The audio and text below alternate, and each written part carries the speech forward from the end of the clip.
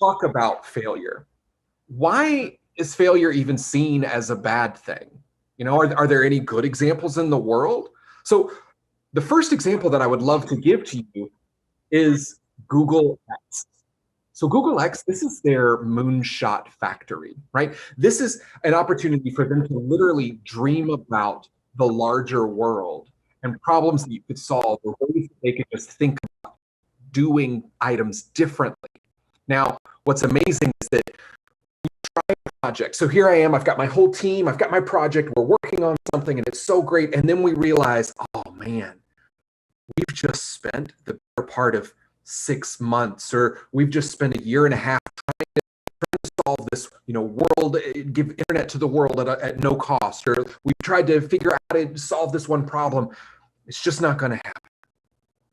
So what happens is when they decide that their project, when a team decides that their project isn't going to work, they get called in front of the entire company. The CEO of Google X comes out and he's like, you know what? I want to bring up this team. Here's the team. Here's what they were trying to do. They have said that at this point in time, we cannot solve this problem. Everyone give them a round of applause. And everyone cheers and stands up, standing ovation. Good job. And then that team is given time off, paid time off.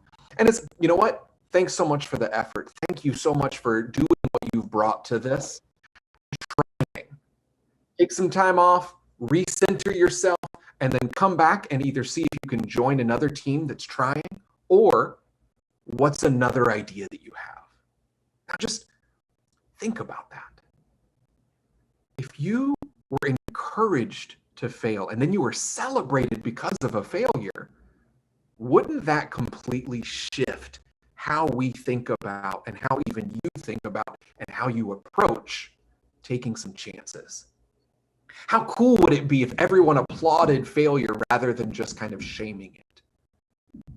So what I want to talk to you about today is really, we're going to dig into what I've called the wheel of failure, mostly because it looks like a wheel. However, I really want us to go into this cycle and how we break and understand failure as it relates to us learning and what that looks like. Because I'm of the opinion that this is the way to unlock your potential, so that you see failure as an opportunity for success in everything you do. Maybe it's for your Kiwanis organization. Maybe it's for your teams at work. Maybe it's for your organizations. Maybe it's just for family. Who knows? So we're going to progress through these different stages of self-discovery and tap into failure to shift it so that we can better understand our own learning process. Now, we've got it in terms of the wheel of failure. I've got to give a shout out. So this was a concept created by myself and helped fleshed out by Dr. Kate Steiner. And so this is one where we really see failure starting in one specific place. And we're going to start it with vulnerability, because what an easier spot to start, right? Not at all. And so when we have thought about being vulnerable for so long, we as human beings try to avoid it as an experience. Right? To be vulnerable means to be open to an attack or open to criticism, to be susceptible to being hurt or wounded. That's being vulnerable. Now, thankfully, we've got scholars like Brene Brown and who have done multiple books and research on this topic. And so now we're seeing vulnerability as being open to new ideas, embracing vulnerability to welcome it into our lives. Because to be vulnerable is to be receptive, to be adaptable. It's scary. Don't get me wrong. It feels still scary, but it's no longer a weakness. I got a friend of mine who says if vulnerability is seen as a weakness, then why is it so hard? So that's really what we want to do, is because we know that when we are more vulnerable, we're more honest, we're more authentic, we're more of ourselves, and it helps us connect with others. So a question that I might ask you is, what does vulnerability look like in your organization, in the teams that you lead? Do you encourage people to be vulnerable and to really speak their mind, or are they kind of shut and made to just go along with it because it's easier? FYI, just because it's easier doesn't mean it's better. So how do you build trust among your members to encourage them to be more not a fix-all, end-all solution. However, there is a way for us to continue around so that you understand this cycle starts, continues through, but vulnerability has to be where we start. Now, next in that cycle is creativity. We believe that vulnerability unlocks the ability to be creative. To think about a time when you have been most creative. What did that environment look like? Chances are some of your creative moments are during downtime.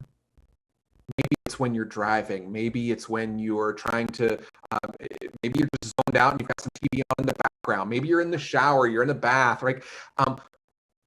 We unlock a little bit of our creativity when we're not as busy as we say we are, right? When we can unlock creativity, we've got the ability to just be bored. And here's the problem is that, human beings, we check our phones. If you have a smartphone, you check it on average 150 times a day. 150 times a day. Because we don't like being bored anymore. I know I'm super guilty of this. I'll be in the middle of, a conversation. I'm bored with this conversation. What's my phone say? Just like we don't think about it sometimes. But to be bored means to allow your mind the ability to just go wherever it wants, which leads to some creativity.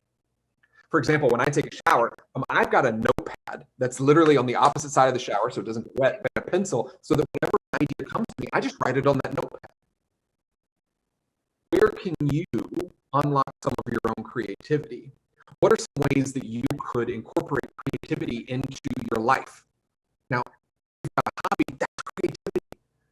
I love building puzzles. I love drawing. And so one of the things I do is I love to say I shut my mind off to just do that. But my mind's firing in a million different directions. And again, I keep my notepad pretty close by.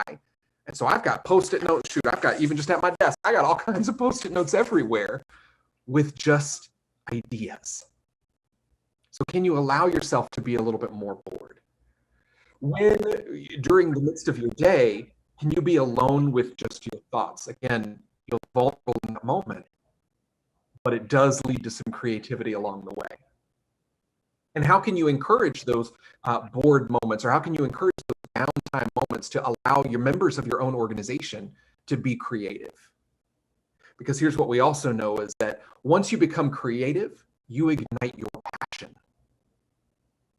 When you become creative, you ignite that passion. So creative thoughts can be an open door to the subconscious. And what do I mean by that is that our subconscious is the place where unspoken ideas, wants, needs, desires, sometimes I say unspoken because we often aren't vulnerable enough to share what those passions are because we're afraid of rejection or we're afraid of failure. But think back to a time when you were encouraged to be creative. Think about how that made you feel, and then think about how fast your brain started to go. How much you wanted to share with other people this amazing idea that you just had. Like, hey, I really want to try this one thing. What do you think about it? Oh my gosh, I really like the idea. Do you like the idea? Let me tell you all about it.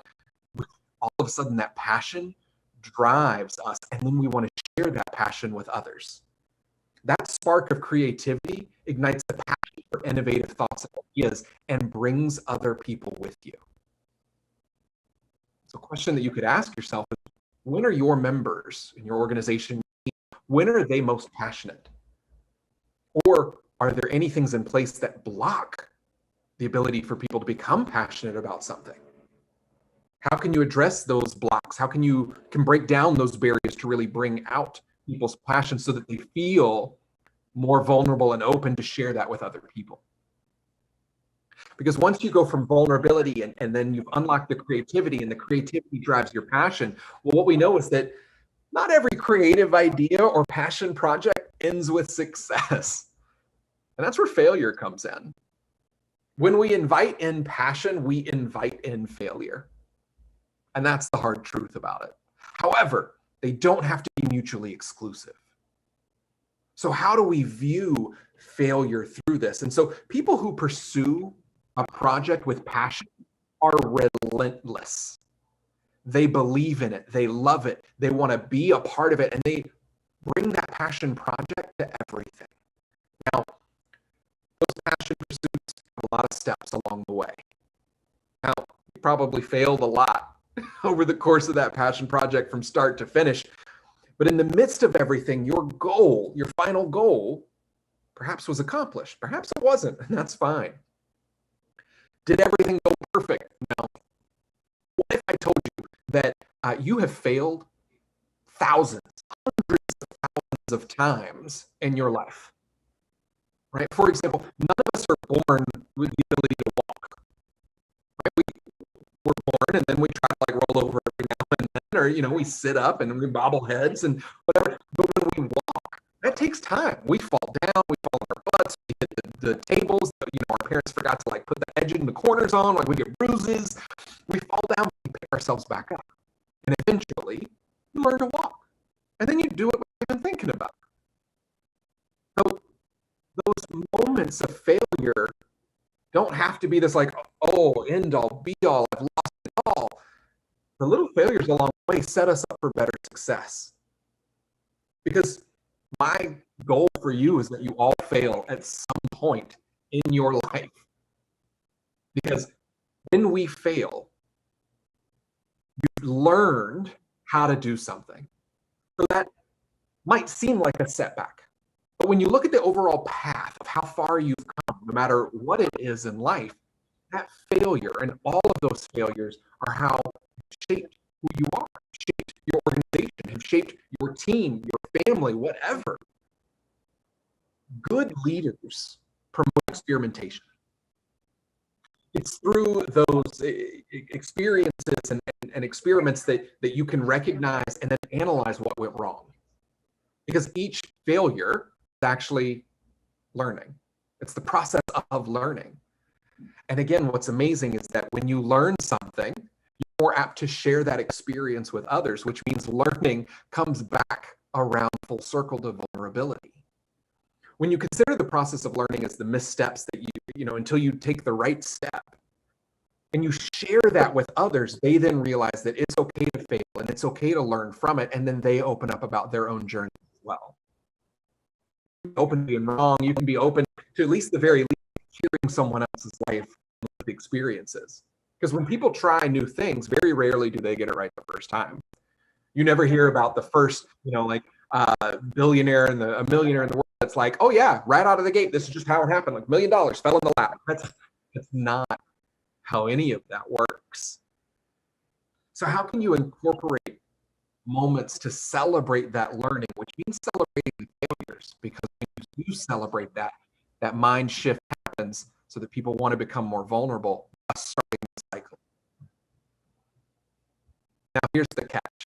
None of all of those aspects work unless you have safety. So central to this process is the importance of psychological safety, not just physical safety, but psychological safety. Now that's the belief that you won't be punished for making a mistake. It's knowing that you're not going to get fired, you're not going to get told that you can't be a leader anymore. Like, you know that you can try something because your position isn't at risk. Now, it's important to teamwork and to the individuals that they know that they are safe. Studies have shown that psychological safety improves creative thought. So how do we, take moderate risk taking or sharing of opinions? Again, how do you authentically show up? You can't authentically show up if you don't feel safe or valued. Trust in relationships, trust in processes, trust in the people that are around you in those teams and organizations, again, creates that psychological safety that allows us to be more vulnerable, that allows us to try, that allows us to share our passions, and hopefully bring some others along the way for a really cool journey. So when we think about safety, questions that I would ask you are, how can you make sure that your members feel safe enough to try something new? Are you even asking them that question? Are you asking them if they feel like they can bring their authentic selves to your meeting, to your organization? Are you asking them, well, are there areas that we need to improve upon? And then let them just free flow ideas. Again, being vulnerable with new ideas, but being creative with some solutions rather than just saying, well, that's an idea. No, that's never going to work. We've got to be able to make sure that our members feel heard, listened to, valued, and know that they're not at risk for sharing thoughts, opinions, and being vulnerable with us. That helps create a successful team. This is the wheel of failure as it relates to everything that we do. Again, if we can move from vulnerability to creativity and then become passionate about it, you're going to try, you're going to fail, but you will learn. Hands down, you will learn. And when you share what you learn with others, that's an aspect of being vulnerable. And so your teams and organizations, through your leadership and leading the way in this, feeling safe and valued, possibilities are endless. Now, I jokingly, my last name is Fail. I grew up with this last name. So obviously I've got to talk about failure a little bit. And this is how I see failing for me. Failures are intentional learning lessons. If you can see every possible failure and attempt as a way to learn and move and grow, well, then you're just setting yourself up for some great success. So here's what I want you to try. As a leader in your organization, your team, if it's Kiwanis or if it's something else, here's what I want you to try. I want you to try 3%. That's it. Just 3%.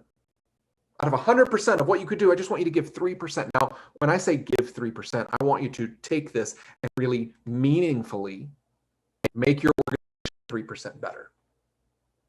If you can, in your term as a leader for a volunteer position or organization, if you can, in that moment of time, whether that's quarterly, make that 3% quarterly better, or a semester or a year or however long you want. But if you take a specific finite amount of time and say, my goal for this quarter is 3% better, well, shoot, after the course of a year, those quarters add up because 3% becomes 6%, becomes 12, becomes 24, becomes 48, and it compounds on itself. So as a leader, if you're modeling the way through this concept of failure and encouraging people to try, that 3% is going to unlock a lot of cool creativity. It's going to unlock a lot of passion.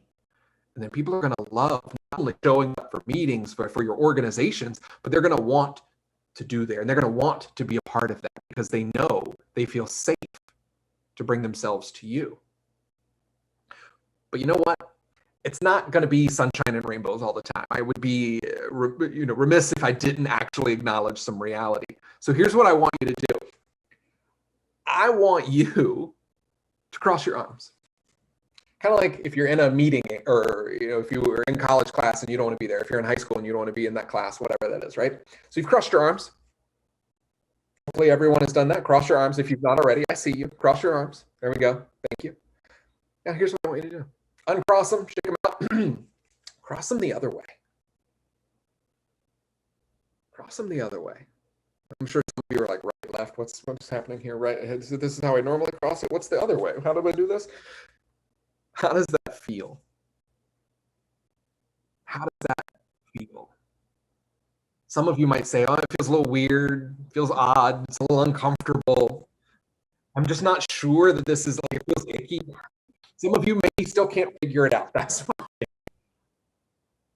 Change feels this exact same way. Because here's the thing. I asked you to cross your arms, uncross them, and then cross them again. I asked you to do the same thing. I just asked you to do it a little bit differently.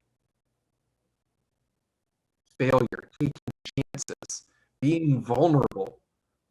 That's what this feels like. It feels a little uncomfortable. But here's the thing. If you cross your arms one way, and then you consciously work on crossing them in another direction, that feels more natural over time. So you'll never know the difference. When we think about failure, we need to think of it as a success. And I'm going to tell you right now, I am beyond excited for you to fail. I'm so excited for you to share your failures. I'm excited for you to talk to other people about times that you really just didn't do well. And I'm not talking about those little failures of like, yeah, I hit the snooze button this morning. I'm talking about the failures when you really tried. But here's what I want you to share. When you share those failures, share what you learned, how it made you a better leader, and how it made you better in Kiwanis, in society, and how it's affected you to be a better leader in your life. Again, my name is Dan Fail. I'm so thankful that you are part of Kiwanis Amplify. Have an amazing rest of your day, and thank you so much.